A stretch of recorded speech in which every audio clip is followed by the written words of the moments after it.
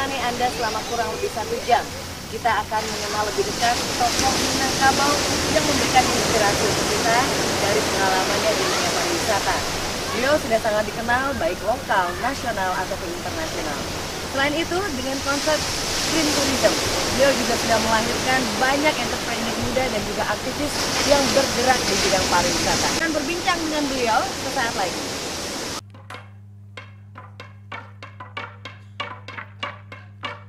Sumatera Barat sebagai salah satu destinasi wisata di Nusantara memiliki keindahan alam tiada tara. Daratan maupun lautan sama-sama menyuguhkan daya tarik tersendiri.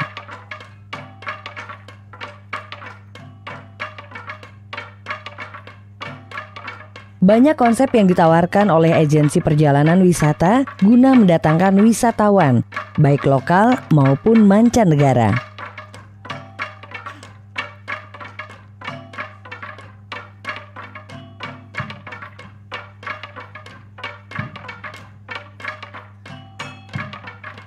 Adalah Ridwan Tulus. Pria Parubaya asli Minang ini sudah sangat berpengalaman dalam kepariwisataan. Namanya tidak hanya dikenal di tingkat lokal, bahkan internasional. Mengusung konsep Green Tourism, Ridwan Tulus menjadi pionir tour designer yang mumpuni. Tak sedikit ia melahirkan entrepreneur pariwisata muda dari tangan dinginnya.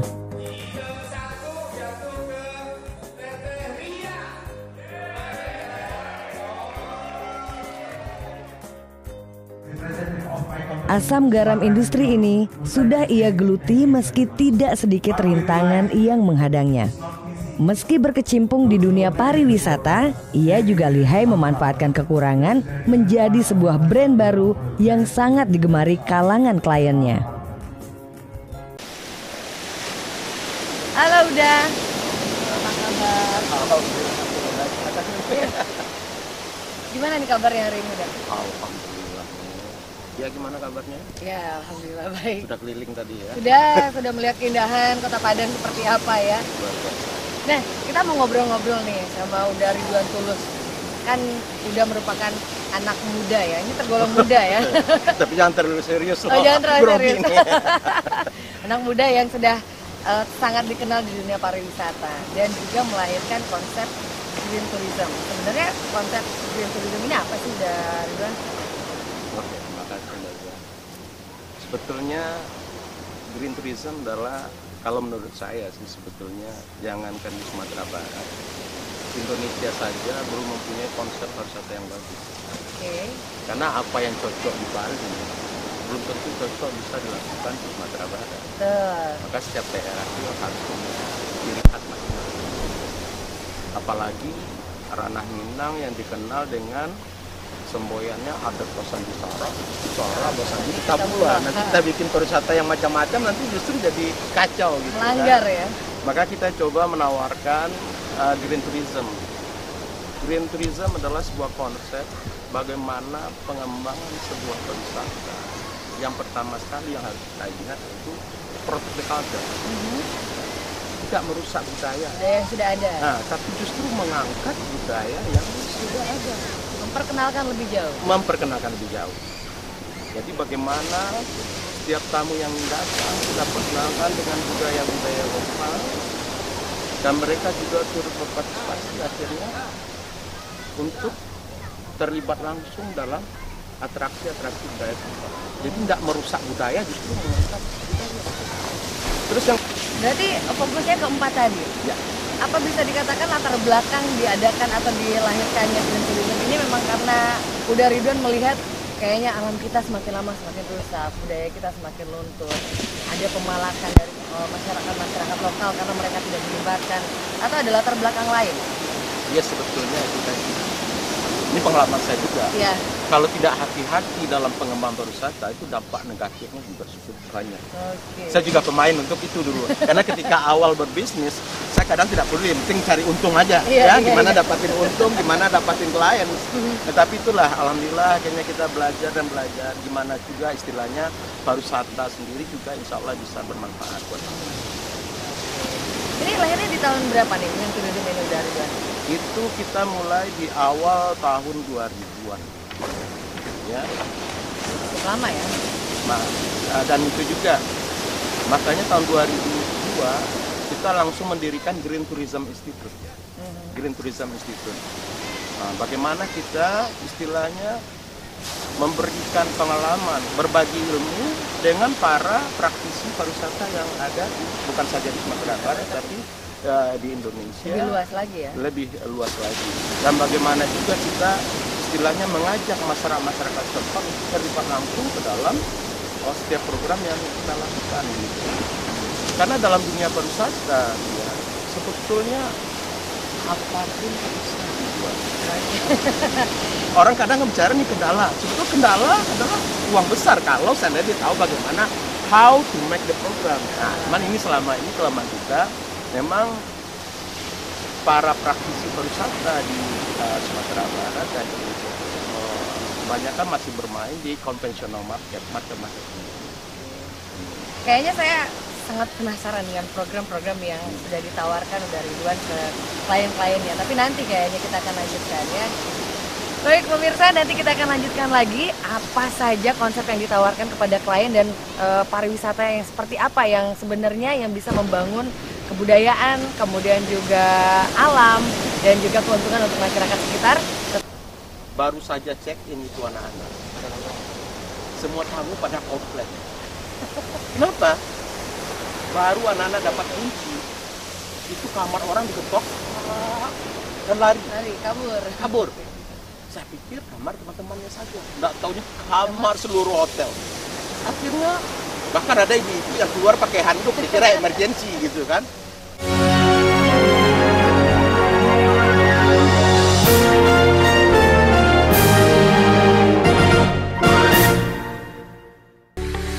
Yang elok dan menarik, keunikan, keindahan, kebaikan Indonesia, alam dan lingkungan, manusia dan budayanya, seni dan tradisi, ilmu dan teknologi. Semua kabar baik tentang Indonesia, Indonesia Plus, hanya di TV One. Memang beda.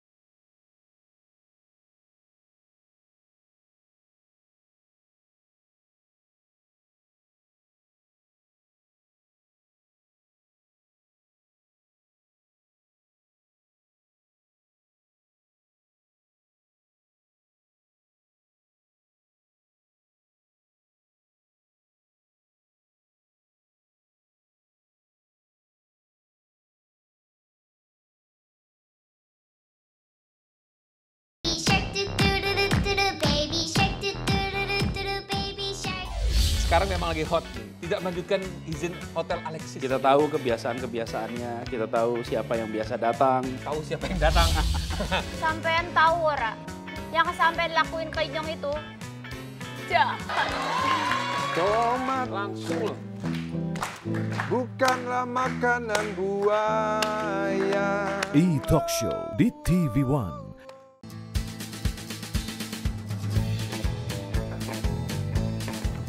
Tanpa rekayasa, bersandar fakta, menggali inti berita, mencari solusi. Nantikan program saya di TV One.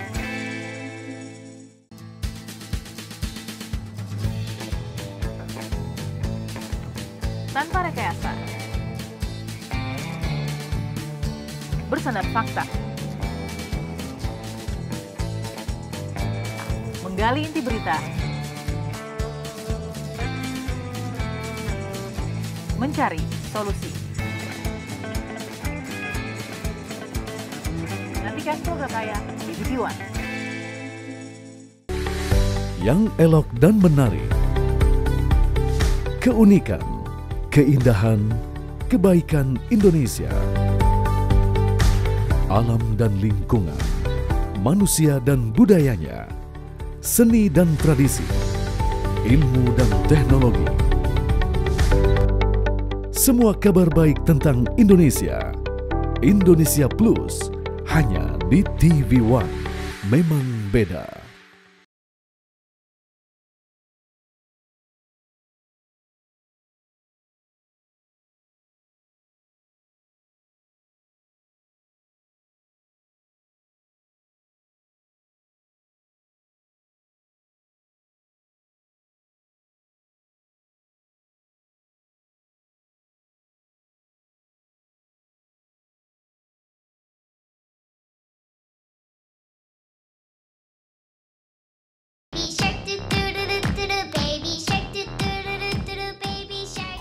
Sekarang memang lagi hot nih. Tidak melanjutkan izin Hotel Alexis. Kita tahu kebiasaan-kebiasaannya, kita tahu siapa yang biasa datang. Tahu siapa yang datang. Sampean tahu ora? Yang sampean lakuin ke Inyong itu jahat. Tomat Langsung loh. bukanlah makanan buaya. E-Talk Show di TV One.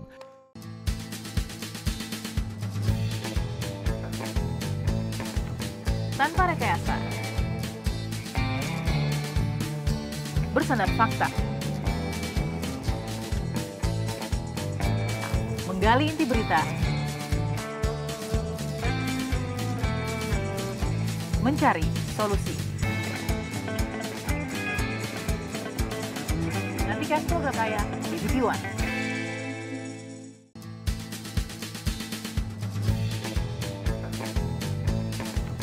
Tanpa rekayasa. Bersandar fakta. Menggali inti berita. Mencari solusi. Nantikan program saya di TV One.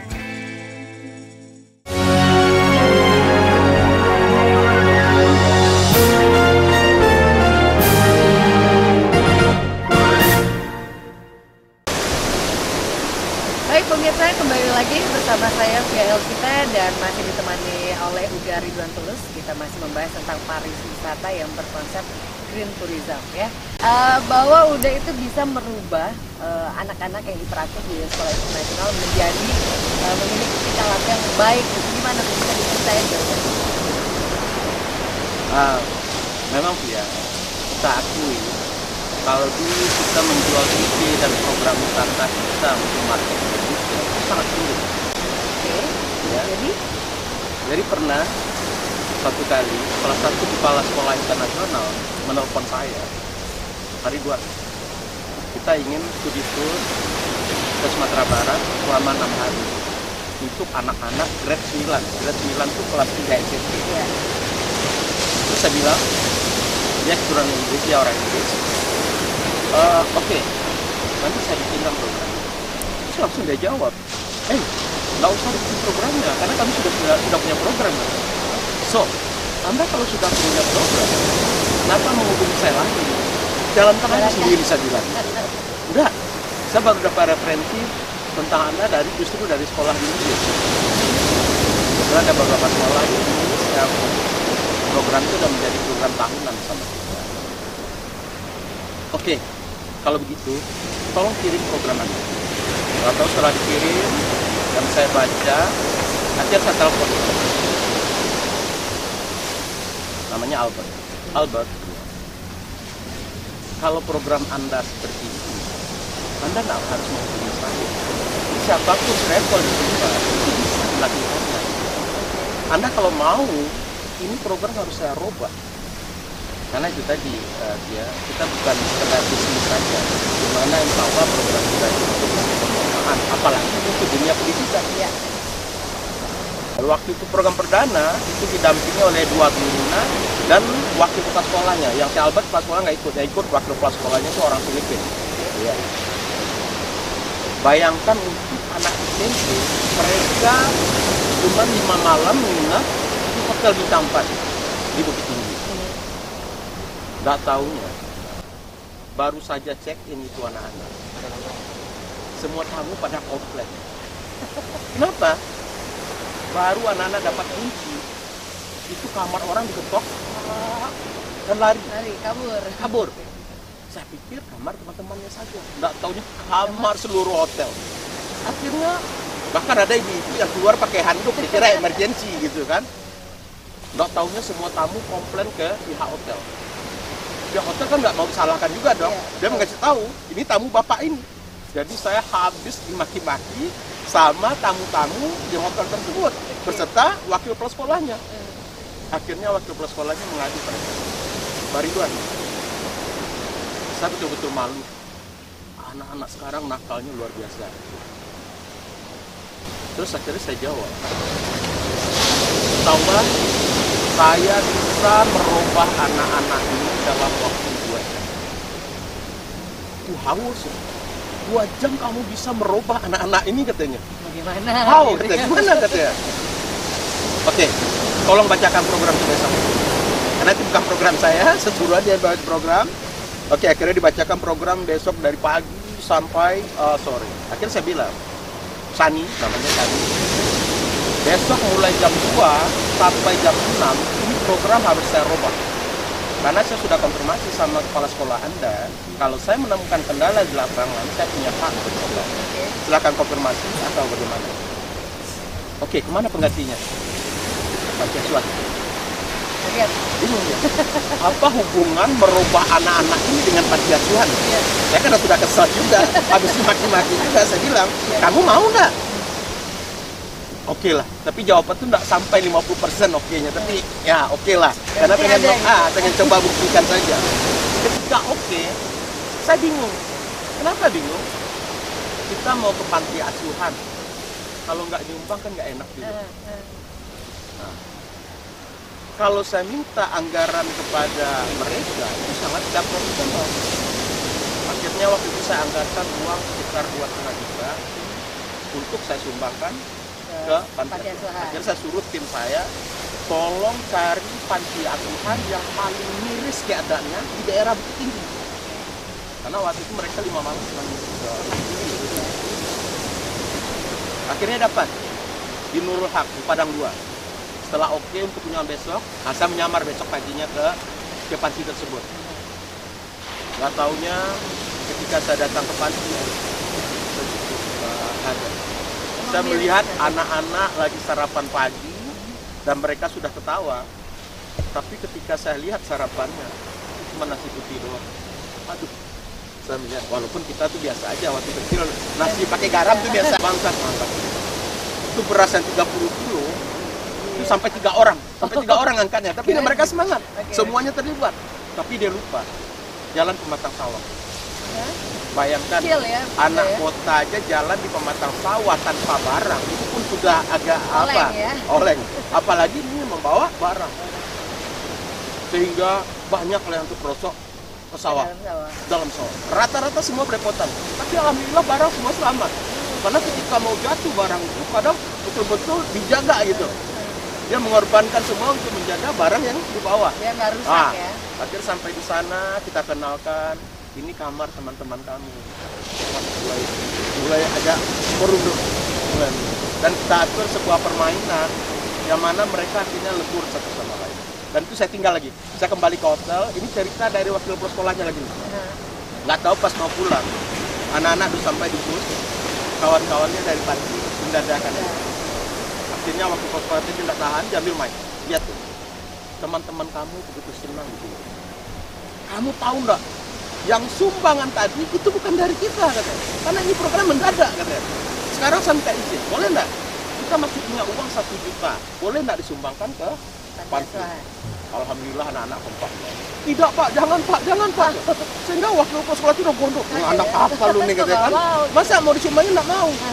Subhanallah, ternyata tidak itu bagus. Jangan ganggu waktu, kami mampu. Ternyata mereka betul-betul pasti mampu. Dan terkumpul uang waktu itu 3,5 juta. Dan lari-lari lagi anak-anak ngantar ke panti asuhan dan berpelukan sama kawan-kawannya di panti. Pas sampai di hotel, itu kelihatan di depan saya. Kalau dulu kan kunci ya. Mereka ngambil kunci sekitar 26 orang, itu tertib.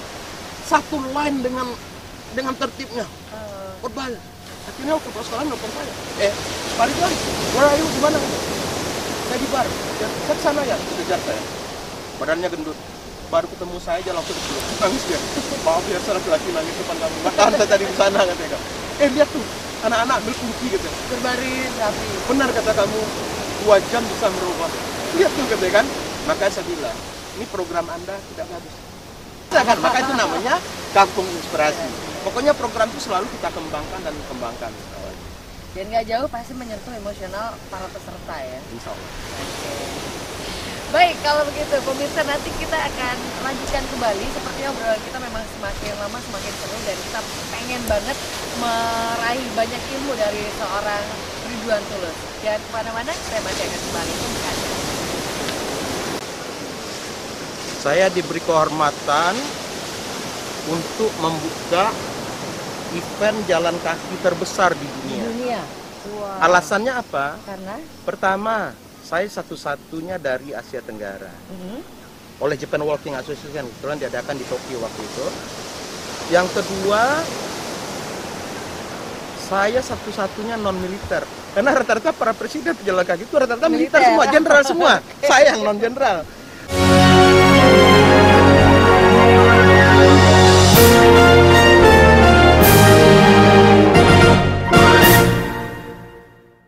Tim TV One memiliki video eksklusif saat pihak Dirkrimum Polda Jawa Barat terjadi pencurian di gudangnya salah satu supplier Pertamina yang melibatkan oknum securities tersebut. Perlu ketelitian berkeulatan dari anggota kami karena melibatkan orang dalam. Menyamar menggunakan baju polisi, melakukan curas. Saja informasi tindak pidana tidak hanya berita-berita terbaru namun mendalam dari sebuah kasus kriminal. TV One memang beda. Di kawasan bundaran Hotel Indonesia.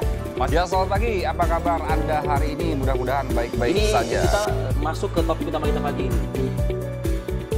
Ya, selamat pagi. Di Apa Kabar Indonesia tadi sudah melihat sedikit cuplikan-cuplikannya.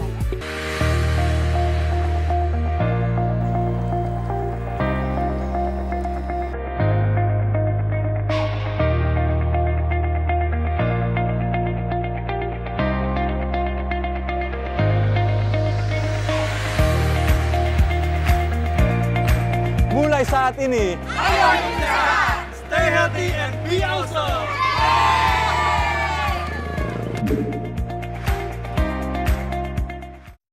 Pacar saya ninggalin saya, tolong tenggelamkan. Punya Waseso? Yes.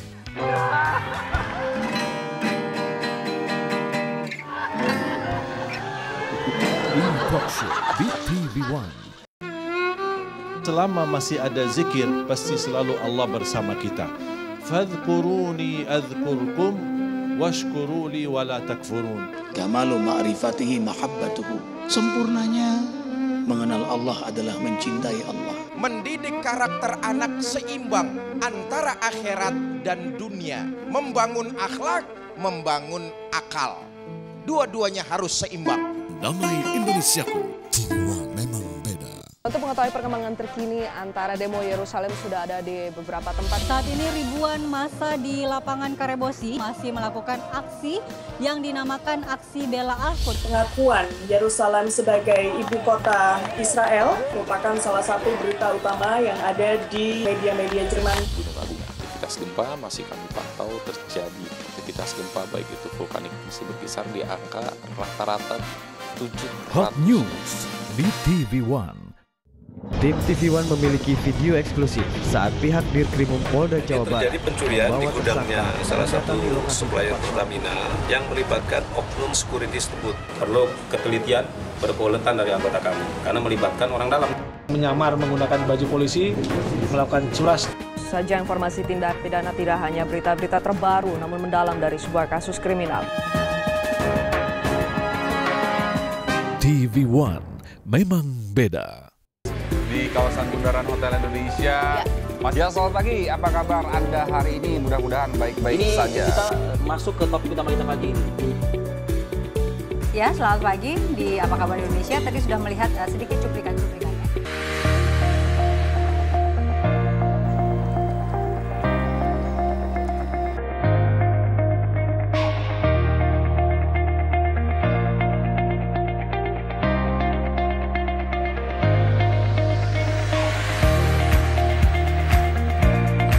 Mulai saat ini, ayo Indonesia, stay healthy and be awesome.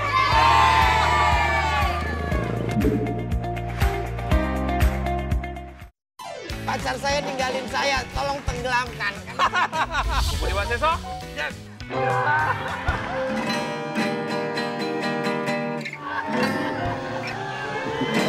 Talk Show di TV1. Selama masih ada zikir, pasti selalu Allah bersama kita. Fadhkuruni adhkurkum washkuruli wala takfurun. Kamalu ma'rifatihi mahabbatuhu. Sempurnanya mengenal Allah adalah mencintai Allah. Mendidik karakter anak seimbang antara akhirat dan dunia. Membangun akhlak, membangun akal. Dua-duanya harus seimbang. Damai Indonesiaku, TV1 memang beda. Untuk mengetahui perkembangan terkini antara demo Yerusalem sudah ada di beberapa tempat. Saat ini ribuan massa di lapangan Karebosi masih melakukan aksi yang dinamakan aksi bela Al-Quds. Pengakuan Yerusalem sebagai ibu kota Israel merupakan salah satu berita utama yang ada di media-media Jerman. Aktivitas gempa masih kami pantau, terjadi aktivitas gempa baik itu vulkanik masih berkisar di angka rata-rata 700. Hot News di TV1.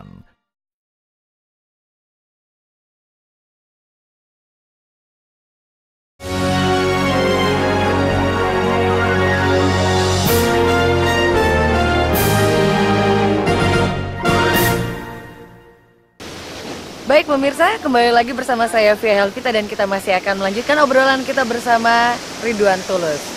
Udah kita ambil jalan kayaknya ya? Oh boleh, lebih asik ya. Udah biasa ya, karena memang udah juga sebagai presiden lari. Ini gimana sih ceritanya kok bisa jadi presiden apa ini gitu? Oh, pejalan kaki ya? Jalan kaki, oh bukan lari. Nggak ada, ya? ini waktu melihat sebuah peluang aja gitu. Oh gitu, tetap ya ada peluang yang bisa dijual gitu. Iya, itu waktu ceritanya, waktu saya di tahun, kalau nggak salah di bawah tahun 2000-an, saya terpilih dari NCYOG, National Youth of Congress in Japan. Saya terpilih, dia memilih 9 pemuda di Asia Tenggara dengan ide dan apa yang berbeda. Kebetulan saya waktu itu salah satu terpilih. Alhamdulillah, akhirnya waktu itu untuk tingkat Asia Tenggara, dan akhir tahun 2000 dipilih lagi saya untuk tingkat dunia lagi dengan ide-ide pariwisata yang saya kedepankan. Kebetulan waktu saya di Jepang, saya banyak belajar di Jepang dulu.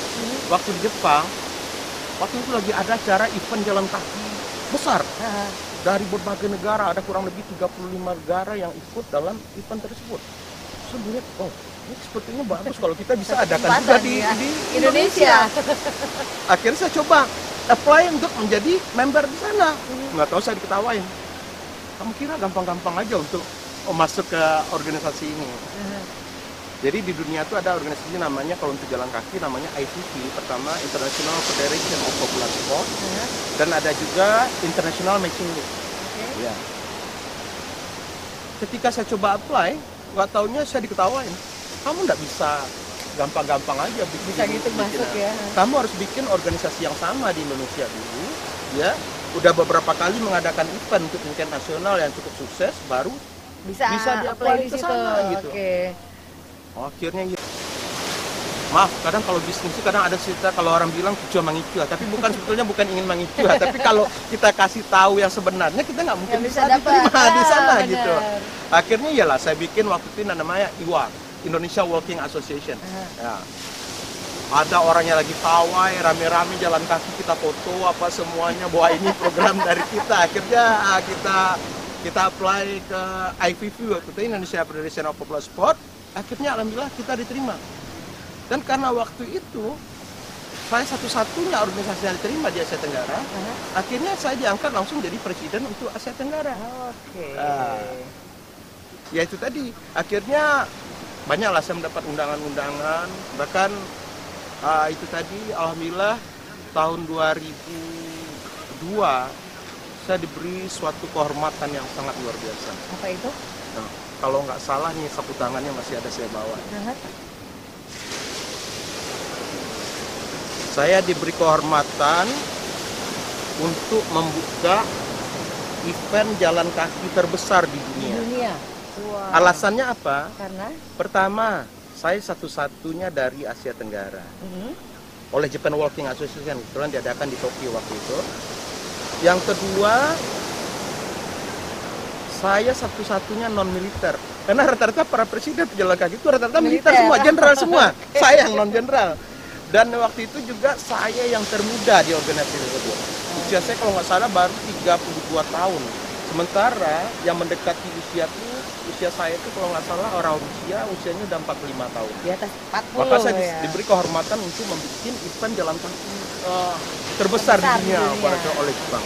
Maka di Jepang saya sendiri banyak kehormatan terhadap oleh Jepang dan saya banyak belajar di negeri Jepang. Ya, tentang banyak hal. Nah, berarti sekarang kita ngomongin apa ya? Uda Ridwan ini memang sangat terkenal secara internasional. Baru merambah ke nasional, baru ke lokal. Itu kayak terbalik ya. Biasanya kalau orang merambah dulu harus terkenal lokal, naik ke nasional, kemudian internasional.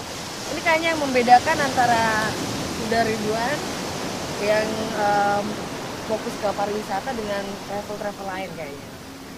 Ya memang seperti tadi, kadang itu tadi mungkin karena ide kita terlalu sederhana itu sulit diterima di Indonesia. Kadang ya itu tadi untuk penghormatan kadang orang luar lebih cepat kadang dari apa.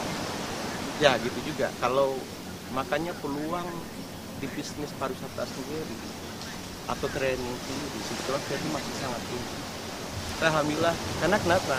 Kita ada buktikan di bisnis seperti ini ijazah nggak laku, modal nggak perlu. Kenapa ijazah nggak laku, modal nggak perlu? Bukan ijazah nggak laku, tapi nggak semua orang punya kesempatan untuk bersekolah.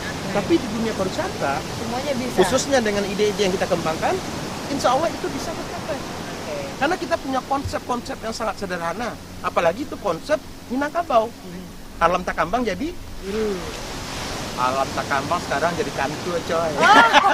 Gitu ya, udah beda ya. Ya itu tadi. Sekarang kadang HP orang canggih-canggih tapi nggak dimanfaatkan dengan baik. Kebanyakan hanya untuk apa?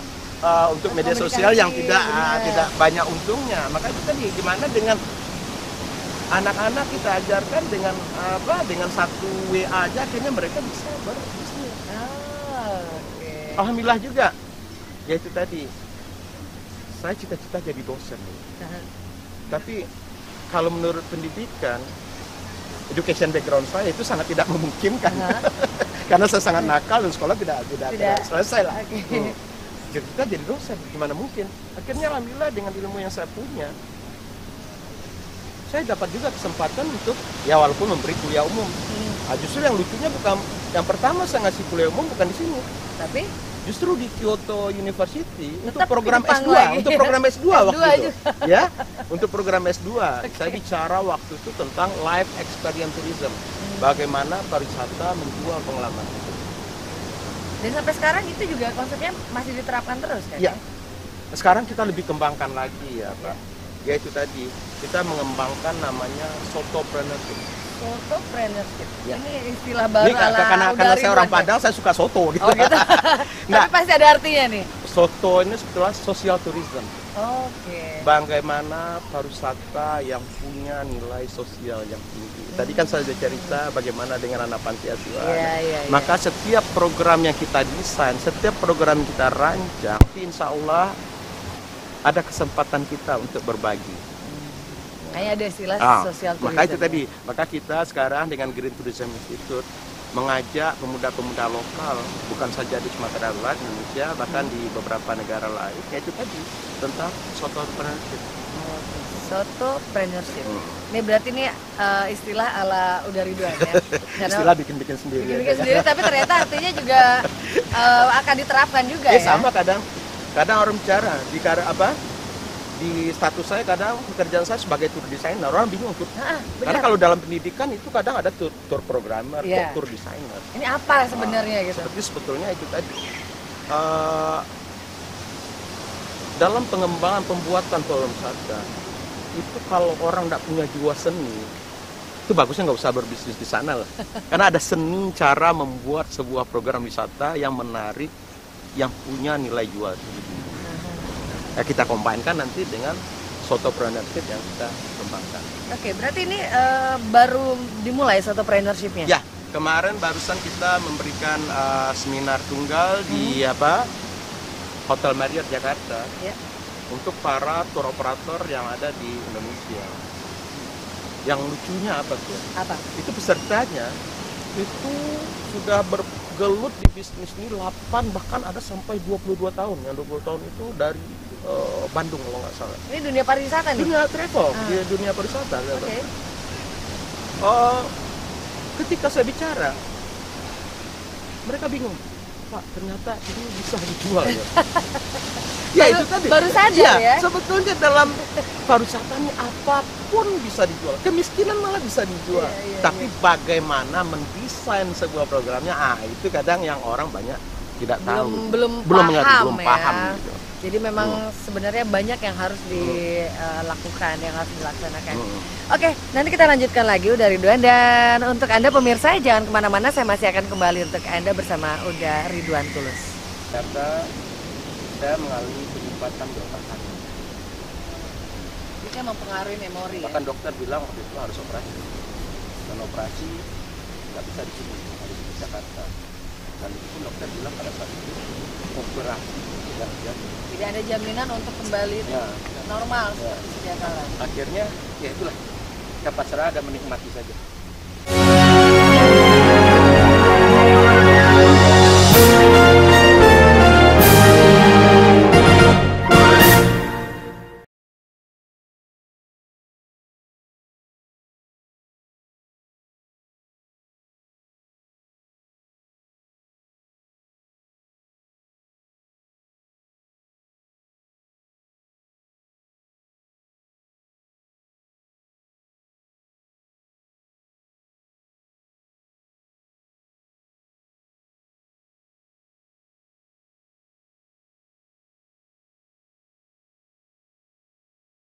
Presiden Joko Widodo melantik gubernur dan wakil gubernur DKI Jakarta terpilih. Demi Allah, saya bersumpah. Demi Allah, saya bersumpah. Informasi aktual dan mendalam. Marsikal TNI Hadi Cahyanto resmi menjabat sebagai Panglima TNI menggantikan Jenderal TNI Gatot Nurmantio. Pabrik petasan meledak dan terbakar. Bagian besar responden menilai kinerja Jokowi JK cukup memuaskan dengan sejumlah catatan. Kami hadirkan dalam Kabar Petang di TV One. Memang beda. Dua penyerang yang salah satunya adalah pelaku bom bunuh diri menyerang sebuah stasiun televisi lokal TV Shamshad di Kabul, Afghanistan.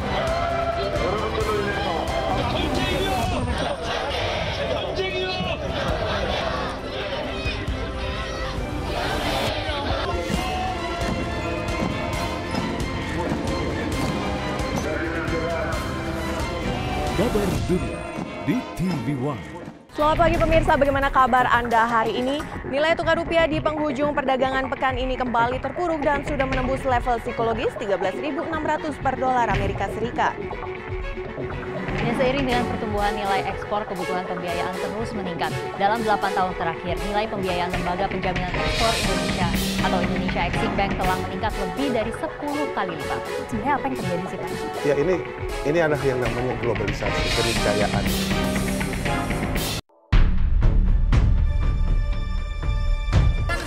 Dari pusat berita.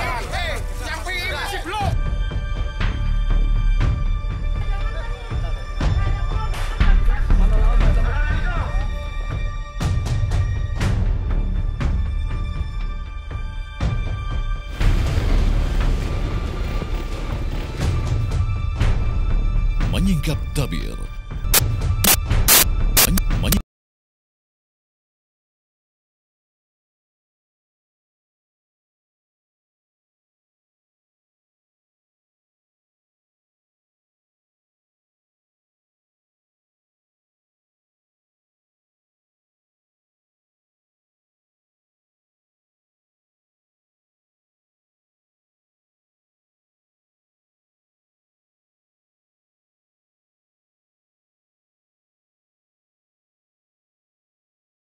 Presiden Joko Widodo melantik gubernur dan wakil gubernur DKI Jakarta terpilih. Demi Allah, saya bersumpah. Demi Allah, saya bersumpah. Informasi aktual dan mendalam. Marsikal TNI Hadi Cahyanto resmi menjabat sebagai Panglima TNI menggantikan Jenderal TNI Gatot Nurmantio. Pabrik petasan meledak dan terbakar. Bagian besar responden menilai kinerja Jokowi JK cukup memuaskan dengan sejumlah catatan. Kami hadirkan dalam Kabar Petang di TV One. Memang beda. Dua penyerang yang salah satunya adalah pelaku bom bunuh diri menyerang sebuah stasiun televisi lokal TV Shamshad di Kabul, Afghanistan.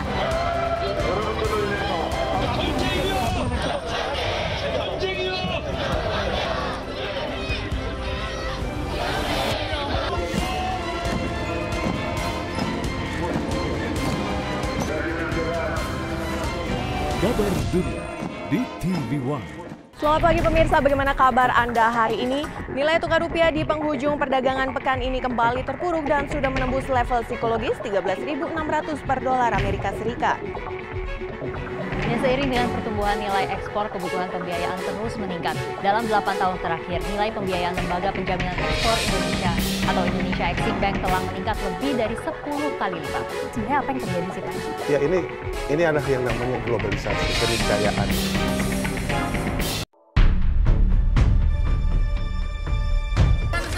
Dari pusat berita,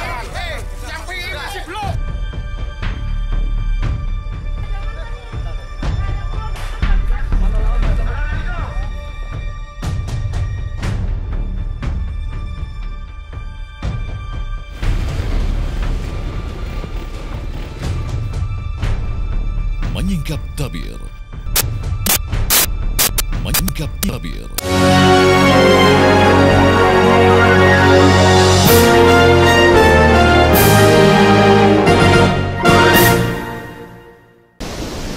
Ridwan, kalau dilihat keberhasilan pasti kita sudah sama-sama tahu ya, sebegitu terkenalnya semua orang mungkin mengetahui siapa Ridwan Tulus. Tapi kalau untuk saat ini saja yang kita lihat sepertinya kurang bagus ya kan, kalau misalnya kita ngelihat hanya keberhasilan. Pasti untuk merintis satu bisnis ada jatuh bangunnya. Mungkin kita pengen tahu nih, awal memulai pariwisata sampai bisa seperti ini gimana ceritanya nih Dan? Panjang ya kalau panjang sejarahnya ya? Iya pasti lah. Namanya kita merintis, apalagi menawarkan sesuatu yang baru itu tidak pasti ada jatuh bangunnya. Ada belum tentu konsep kita bisa diterima, tapi itulah. Alhamdulillah, khususnya tahun 2009 saya diberi ujian yang sangat luar biasa dan dapat perjalanan hidup yang aneh. Ini life experience yang langsung saya alami ya, tanpa ada konsep-konsepan ya. Justru ketika perusahaan kita lagi bagus-bagusnya, bahkan kita sampai membuka cabang di Indonesia. Ya. Saya jadi sakit, tapi sakitnya aneh. Apa itu? Dunia saya terbalik. Apa yang saya suka, jadi tidak suka. Tidak suka. Oke. Jadi ceritanya begini. Pertama kejadian, saya lagi bawa mobil, untung sama istri waktu itu. Tiba-tiba saya pingsan. Dalam keadaan mengendarai. Kalau dulu saya gendut, ya, dia bisa lihat nih kalau siapa dulunya celana aja dulu 34, sekarang alhamdulillah ada 30, gitu. Jadi nggak perlu diet. Ya. Beruntung juga saya sakit, jadi nggak perlu diet lagi, gitu kan. Saya pingsan, saya nggak tahu, tapi untung nggak di tempat yang ramai. Saya nggak tahu gimana, padahal istri saya kurus ya, gimana istri saya memindahkan saya ke jok sebelah, itu dibawa ke rumah sakit. Oh, gantian. Ya, saya nggak tahu karena saya pingsan. Akhirnya kalau nggak salah waktu itu dibawa ke dan periksa. Kata dokter pada saat itu mungkin hanya kelebihan. Tapi anehnya semenjak saat itu dunia saya betul-betul saya bisa hang 10 sampai 15 kali sehari. Dalam satu hari? Nah, maka sampai sekarang pun saya belum dipukul secara maka sampai sekarang saya nggak boleh bawa mobil. Oke. Apalagi kalau ada istri, karena itu istri udah trauma berapa kali ketika saya bawa mobil tiba-tiba saya blank. Blanknya gini, kadang nggak tahu. Misalnya ketika cerita sama istri, tiba-tiba kayak ada apa aja gitu kan, nanti saya lupa. Tadi ngomong apa gitu ya? Bukan. Hah? Bukan itu aja. Tapi? Sama siapa saya ngomong jemaah kita ini? Itu butuh waktu lagi untuk apa? Dampak dari penyakit saya, yaitu tadi saya banyak lupa masalah itu. Itulah semenjak 2009 pada kurang lebih 5 tahun waktu itu Indonesia itu terbalik berbisnis. Saya bahkan tidak suka saya hobi nyanyi pada saat itu. Tapi pada saat itu dengar nyanyi aja saya udah nggak mau gitu ya.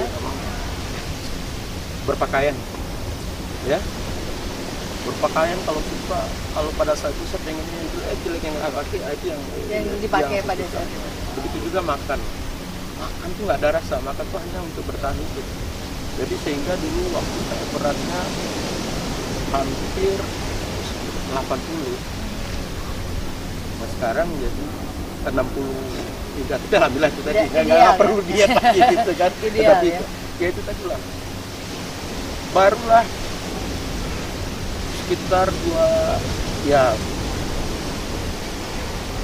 tapi banyak yang aneh juga gitu. Barulah akhirnya diperiksa ke dokter saraf pada saat itu di scan. Ternyata saya mengalami penyumbatan di otak kanan. Itu mempengaruhi memori. Bahkan dokter bilang waktu itu harus operasi. Dan operasi nggak bisa di sini, harus di Jakarta. Dan itu pun dokter bilang pada saat itu operasi tidak ada jaminan untuk kembali normal seperti sedia kala. Akhirnya ya itulah, kita pasrah dan menikmati saja. Kedepannya saya ingin bagaimana ini ya dengan green tourism gitu, ditambah lagi dengan soto brand yang saya kembangkan. Bagaimana ya itu tadi ilmu kemampuan yang kita punya, insya Allah bisa juga bermanfaat buat orang. Ya. Karena saya sudah buktikan di bisnis seperti ini, ya itu tadi jazah tidak laku, modal tidak perlu. Nah, itu tadi banyak alhamdulillah. Dan itu salah satu yang menambah inspirasi saya adalah saya sekarang banyak mengagumi anak-anak muda di Indonesia dengan kredibilitas yang sangat luar biasa. Salah satunya itu namanya Politaris Borneo, orang Kalimantan. Saya sangat salut luar biasa. Kenapa saya salut saja? Kalau di bisnis pariwisata, dia bermain di niche tourism market, khusus melihat burung. Melihat burung di hutan aja. Di hutan ya. Ya. Dan dia hebatnya bisa mengajak orang-orang yang dulu illegal logging akhirnya menjaga hutannya. Karena mereka sudah mendapat keuntungan dari pariwisata itu sendiri.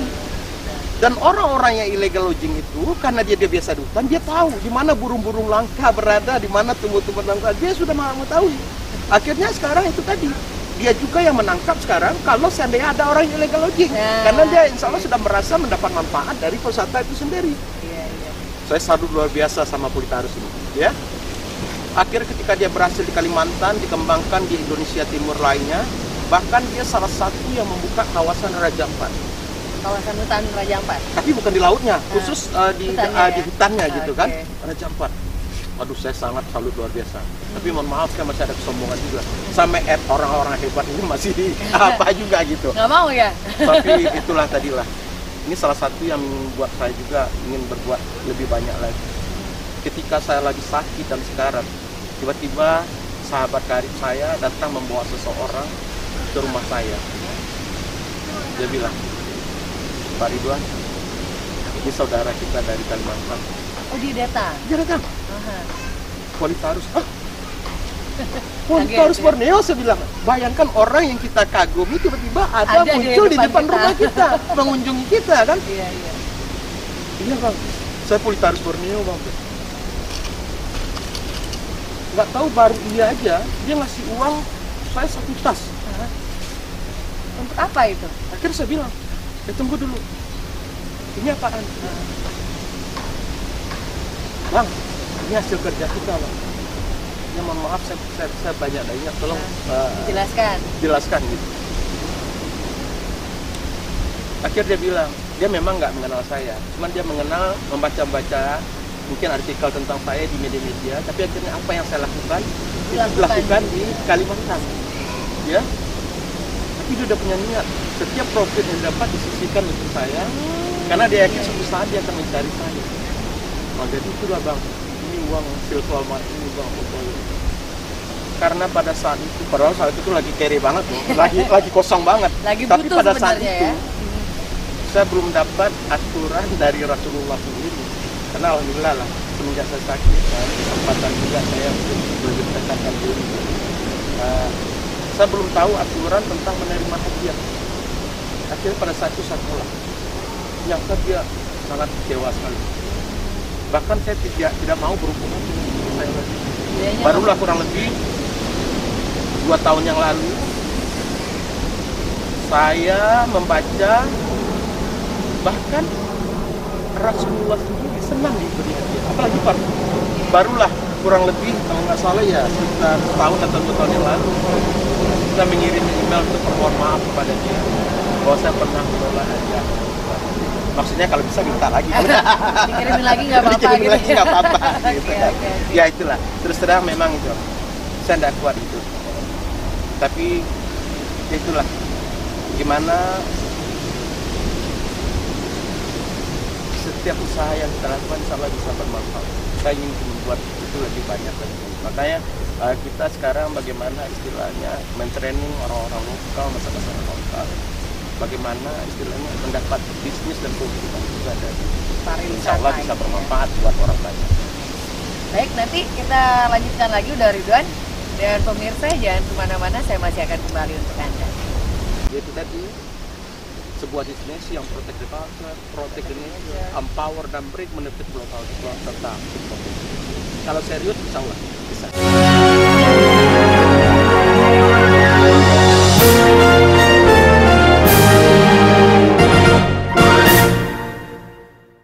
Di kawasan bundaran Hotel Indonesia.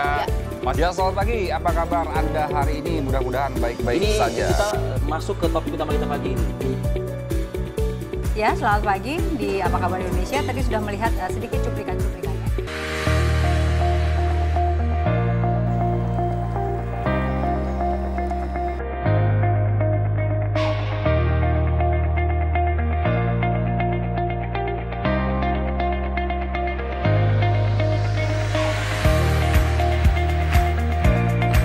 Mulai saat ini, Indonesia, stay healthy and be awesome.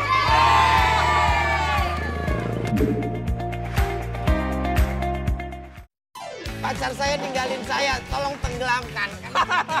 Budi Waseso? Yes.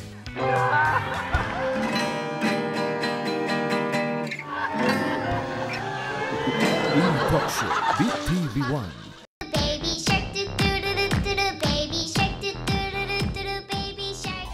Sekarang memang lagi hot nih. Tidak melanjutkan izin Hotel Alexis. Kita tahu kebiasaan-kebiasaannya, kita tahu siapa yang biasa datang. Tahu siapa yang datang.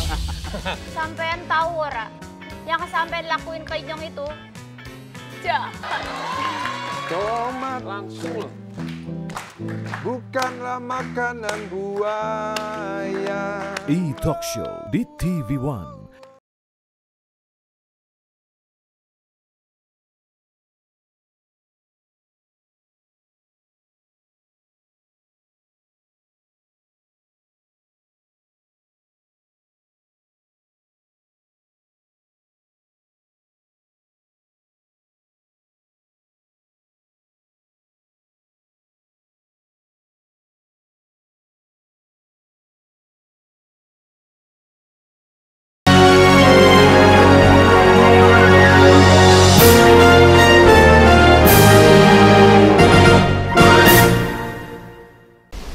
Pemirsa, dalam hidup tidak ada yang berjalan mulus, tidak ada yang langsung naik, tetapi seperti yang dikatakan dari Ridwan tadi, ada naik turun dalam kehidupan.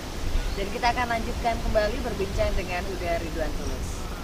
Udah, kita lanjut lagi. Tadi begitu banyak orang yang terinspirasi dari seorang Ridwan Tulus. Apa rasanya bisa menginspirasi banyak orang?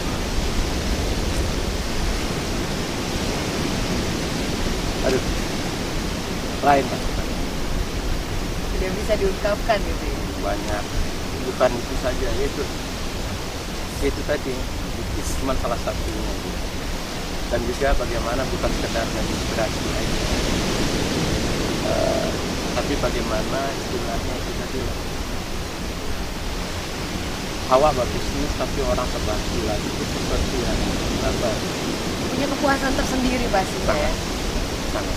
Tidak bisa diukur. Dari segala cerita yang diutarakan dari awal mulai bisnis, kenapa pariwisata, kenapa punya konsep ini ya kan, sampai keberhasilan saat ini, apa yang belum tercapai sama seorang Ridwan Tulus sebenarnya? Banyak. Banyak ya? Betul maruk orang. Manusia ya. Nah, tapi itulah nggak tahu. Saya merasa cukup saja tadi. Tapi itu tadi. Kalau kembali ke pariwisata, harusnya kalau Sumatera Barat dan juga Indonesia serius dalam penggarapan pariwisata, harusnya Indonesia itu masuk minimal destinasi 5 besar. Karena dengan kekayaan yang kita miliki, kekayaan alam, budaya yang unik, macam ragam, kuliner dan lain-lain. Tapi ya memang tadi keseriusan itu yang belum serius. Itulah saya sudah beberapa kali diundang menjadi pembicara baik di media, maka saya kadang lebih senang bekerja sendiri. Jelas hasilnya. Ya. Jelas hasilnya dan mau komplainnya ke siapa, ke diri sendiri gampang gitu ya. Kita justru mengajak masyarakat setempat atau kalau ada pokaris kelompok sadar wisata di suatu daerah, kita bekerjasama dengan mereka itu lebih kuat. Nah, tapi itu sebetulnya mudah-mudahan ada sekarang keseriusan buat Pemda Sumbar sendiri. Apalagi Sumbar itu banyak sekali julukannya sekarang ya. Kayak CNN, rendang itu masakan terenak di dunia, bayang dunia. Nah, juga salah satu desa yang disebut Desa Pariangan itu salah satu desa tercantik di dunia. Itu kan salah satu. Jadi harapan udah ke depannya mudah-mudahan ini memang dari pemerintah sendiri lebih serius lagi menggarap pariwisata di Indonesia. Harus serius. Harus serius. Ya, harus serius. Karena pariwisata itu tadi seperti dikatakan untuk membuka lapangan pekerjaan sangat banyak. Baik, udah Ridwan, kayaknya memang banyak sekali yang inspirasi yang kita dapatkan dari cerita kita pada hari ini. Tapi memang tadi sebelum apa jangan tutup dulu lah, dia enak. Iya makanya. Tapi itu tadi ya gimana kalau kita ya gimana menjadikan Sumatera Barat bukan saja Indonesia, bukan Sumatera Barat tapi juga Indonesia sebagai green tourism destination. Green tourism destination. Bagaimana yaitu tadi sebuah destinasi yang protect the culture, protect the nature, empower dan bring benefit global serta kalau serius insya Allah bisa bagus dan bisa terkenal dan menjadi percontohan ya untuk pariwisata yang ada di dunia ya, insya Allah. Mudah-mudahan itu semua terwujud. Udah Ridwan, terima kasih banyak atas waktunya. Insya Allah ini juga bisa menginspirasi semua pemirsa yang sedang mencermati program kita ini ya, bahwa semua orang yang serius itu insya Allah akan berhasil. Kalau pengen gabung dengan dunia pariwisata itu mudah, yang penting ada keseriusan dan juga keinginan. Karena tujuannya juga tidak hanya untuk keuntungan diri sendiri, tapi juga untuk lingkungan, untuk orang-orang sekitar. Baik, saatnya saya Fia Elvita pamit. Terima kasih. Assalamualaikum warahmatullahi wabarakatuh.